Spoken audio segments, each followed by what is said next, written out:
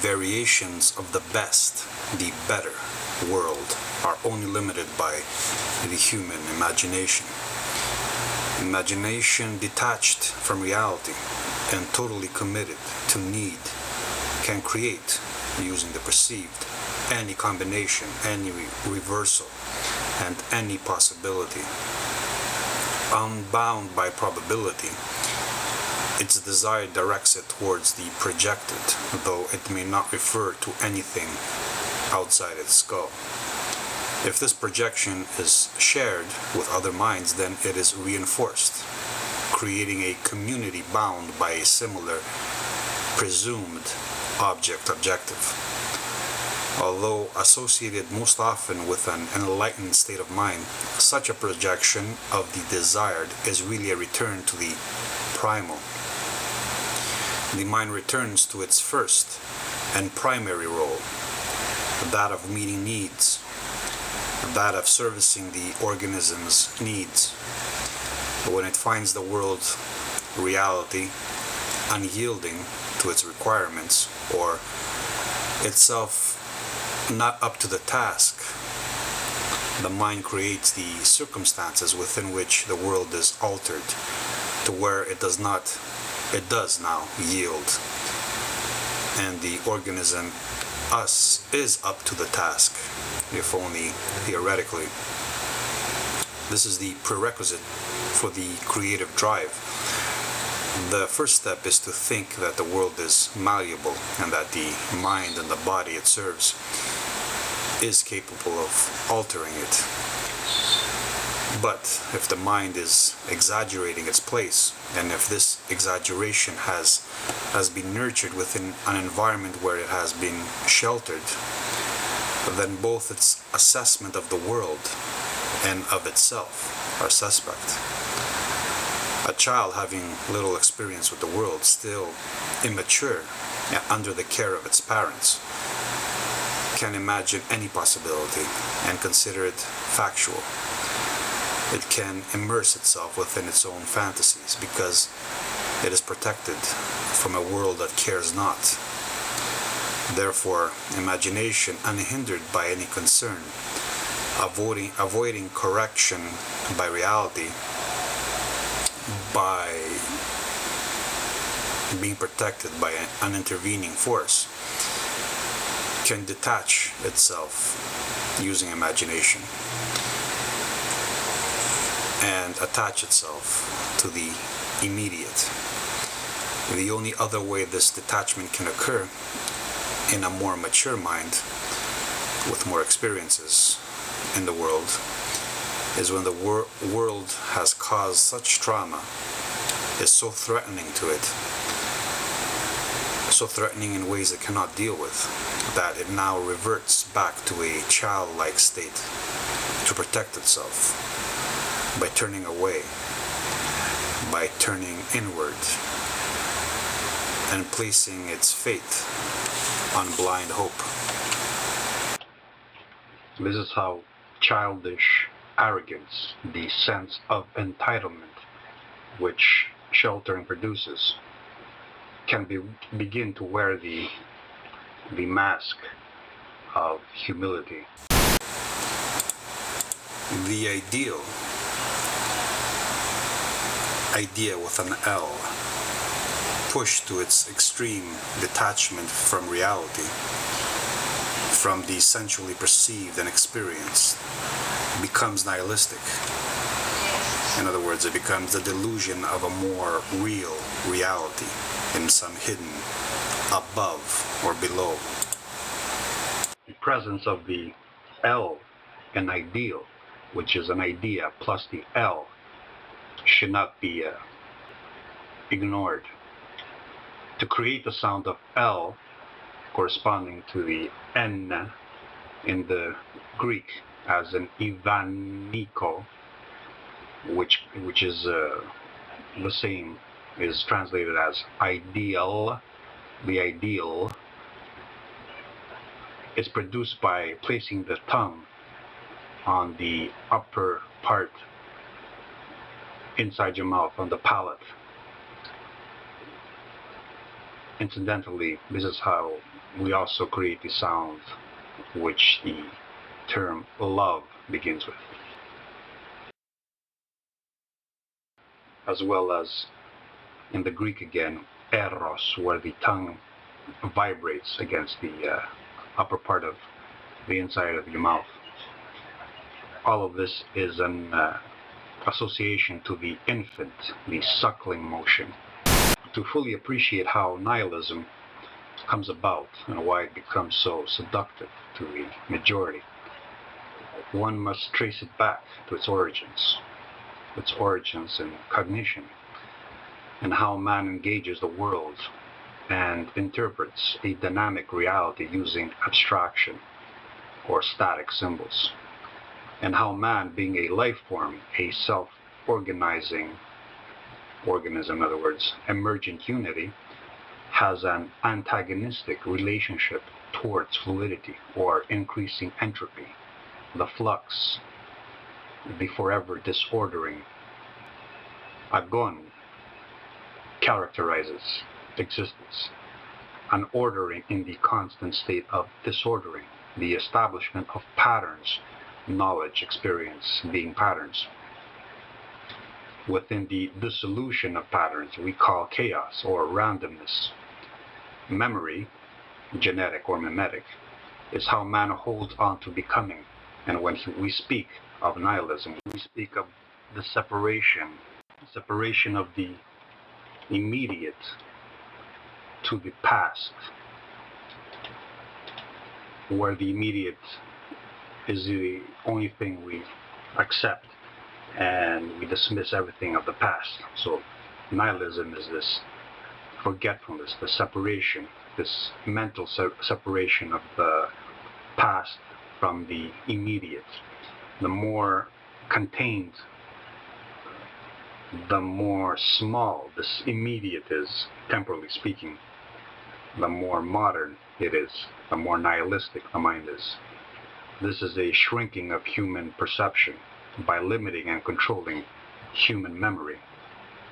The narrative is how the memory is passed on mimetically, and who controls the narrative controls the sense of self, the mind's identity.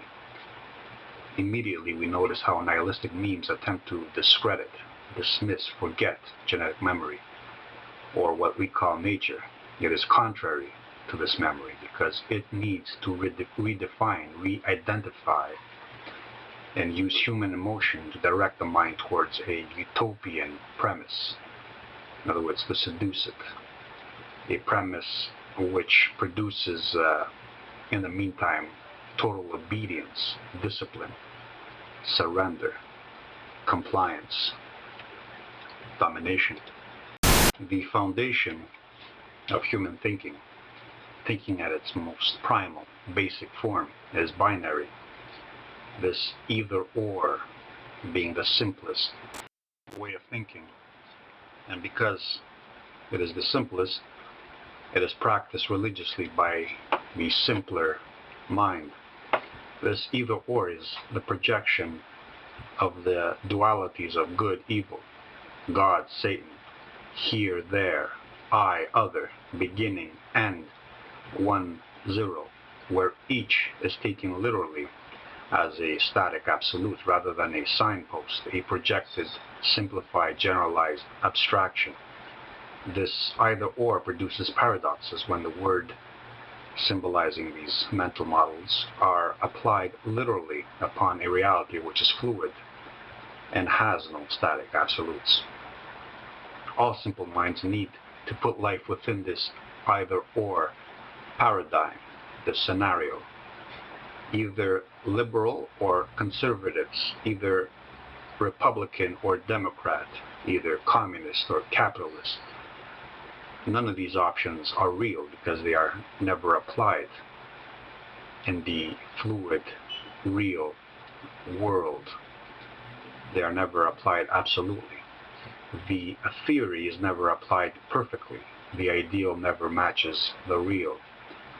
All that is left is the in theory, the hypothetical future, the beyond, the imminent. the imminent application of the ideal state, which never ever reaches its perfect fruition.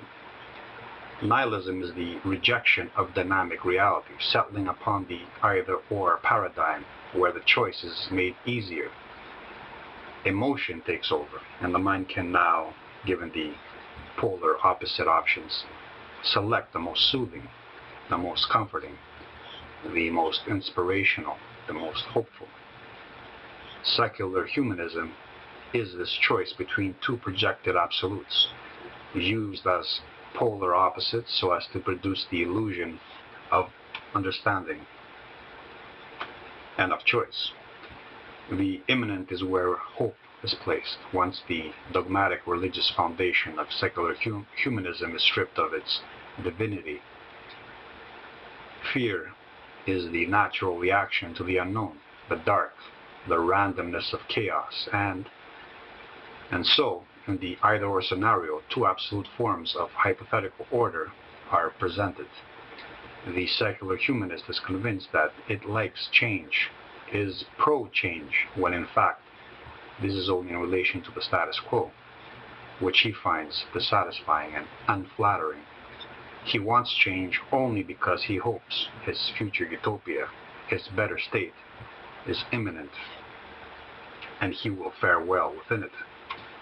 Given the real, he can only hope that any change is an increase in the possibility that his own desires will be fulfilled. To maintain this hope, he is willing to risk it all and to give himself to chaos, to randomness, to anything that rejects what is and what was, because what was cannot be dealt with, cannot be changed. It is immutable. This was is another way of saying nature, the sum of all nurturing, the past. The either-or is the easiest way of thinking to evolve, and that's why it's so popular and so basic. Binary logic and why it evolved first is reflected in another natural phenomenon, such as male-female, where from a single cell division, the first method to evolve is a binary one. Either-or thinking is a reflection of the on-off neural switching between neural pulse interacting with neuron and not interacting with it. This either-or becomes the either-or of dualism. The first method to develop for interpreting fluid dynamic reality would be one based on this either-or.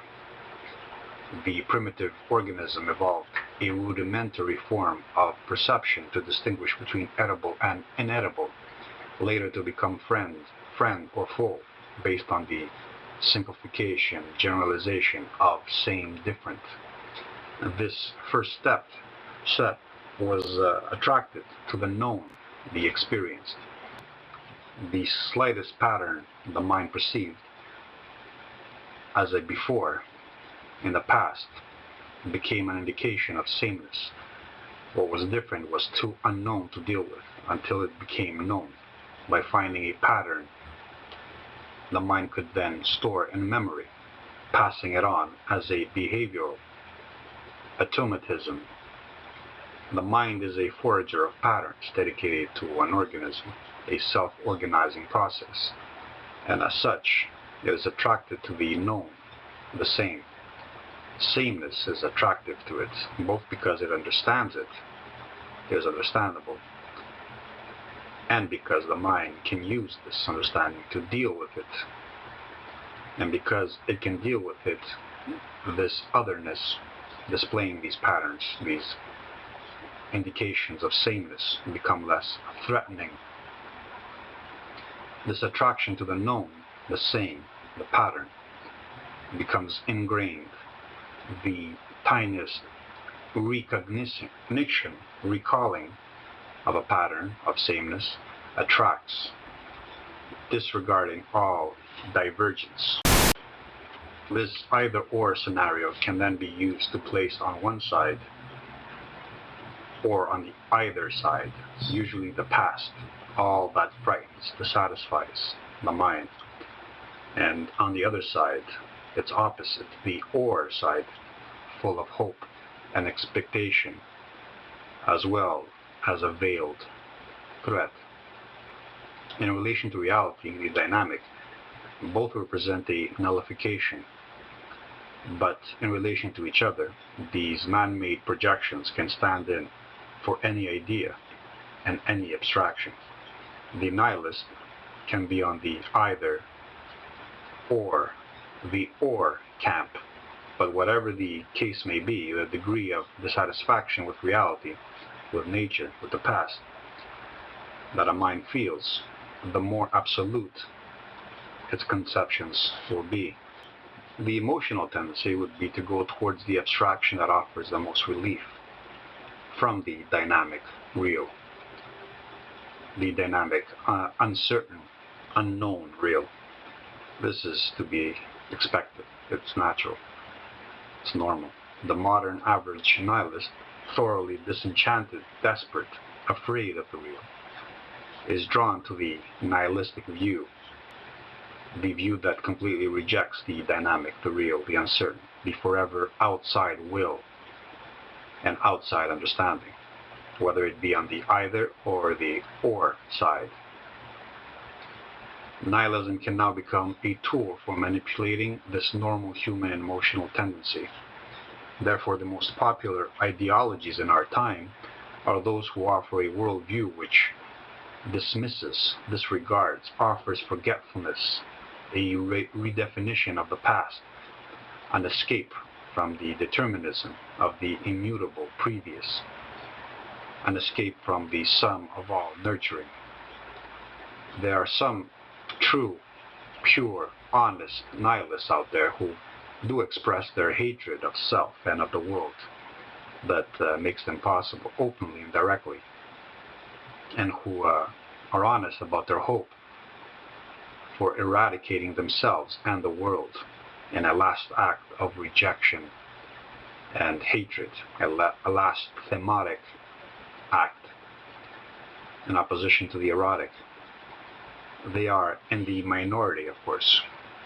The most popular form of nihilism is the current, modern one, this feminine one, the one finding a common ground with its Eastern equivalent, and this Neo-Buddhism, preaching an end to rebirth as its highest goal, preaching an escape from suffering, using ego as an insult.